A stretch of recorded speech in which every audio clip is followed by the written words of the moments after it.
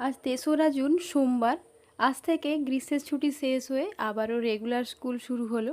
তবে এখন স্টুডেন্টরা আসবে না, স্টুডেন্টরা আসবে আগামী সোমবার অর্থাৎ 10 তারিখ থেকে। তাই একটু হেলে দুলে দেরি করেই স্কুলে যাচ্ছি আজকে। এবার গ্রীষ্মের ছুটিটা আমাদের খুব একটা ভালো কাটেনি। এতদিন ছুটিতে একদিনও বাড়ির বাইরে কোথাও যাওয়া হয়নি।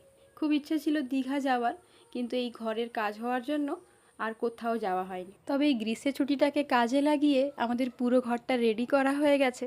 এটাই একটা কাজের কাজ হয়েছে।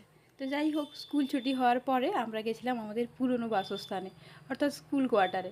সেখানে থেকে সন্ধ্যা দিয়ে অনেক রকমের ফল পেড়ে দিল, আম, জাম, কাঁঠাল।